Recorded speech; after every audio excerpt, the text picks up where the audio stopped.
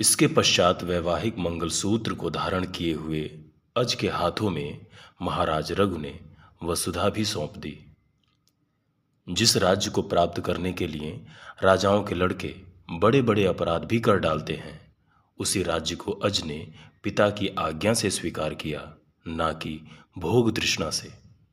अथर्ववेद के ज्ञाता गुरु वशिष्ठ जी से अभिषेक संस्कार होने पर अज शत्रुओं के दुर्धर्ष हो गए और प्रजा ने तो पुनः जवान होकर लौट आए रघु ही समझ लिया, क्योंकि अज ने अपने पिता की राज्य लक्ष्मी ही नहीं प्राप्त की थी, किंतु रघु के सभी गुणों को भी प्राप्त कर लिया था।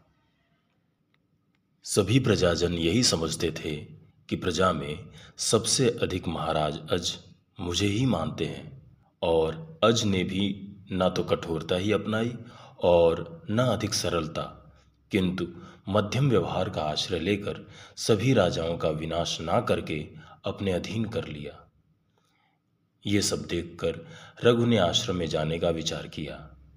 इस विचार को सुनकर अज ने अश्रुपूर्ण नेत्र होकर प्रार्थना की कि मुझे छोड़कर अरण्य में आप ना जाएं।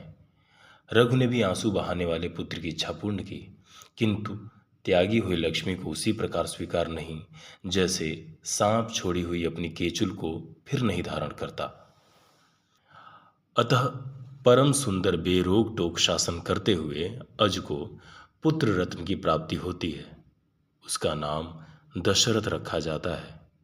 इस प्रकार देव, ऋषि तथा पितृ ऋण से अनूप होकर एक दिन महारानी इंदुमती के साथ नगर के उपवन में विहार कर रहे थे कि उसी समय दक्षिण सागर के तट पर स्थित गोकर्ण तीर्थ में शिव जी की सेवा करने आकाश मार्ग से नारद जी जा रहे थे। स्वर्गीय पुष्पों से बनी माला को उनकी वीणा के ऊपर से वायु ने गिरा दिया और वो माला इंदुमती के वक्षस्थल पर आकर गिरी। उसके गिरते ही इंदुमती के साथ साथ राजा भी बेहोश होकर गिर पड़े।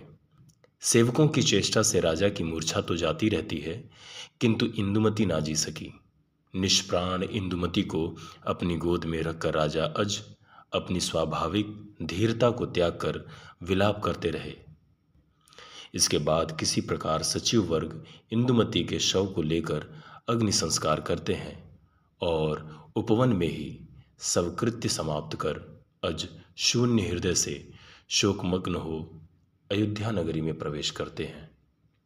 उधर यज्ञ दीक्षा में बैठे वशिष्ठ जी ने समाधि के द्वारा अज को शोकमग्न जानकर अपने शिष्य को उनके पास भेजकर उपदेश दिया कि हे अज, ये इंदुमती हरिणी नाम की अप्सरा थी। एक समय तृणविंदु नाम के महर्षि की तपस्या को भंग करने के लिए इंद्र की आज्ञा से उसके आश्रम में गई थी और तभी महर्षि ने शाप दिया कि मानुषी हो जाओ। पुनः अप्सरा की प्रार्थना से ऋषि ने कहा कि देवलोक के पुष्प दर्शन से तुम फिर अपने रूप में आ जाओगी। सो वो शाप देव पुष्पों की माला के दर्शन से समाप्त हो गया है। अतः वो स्वर्ग में चली गई।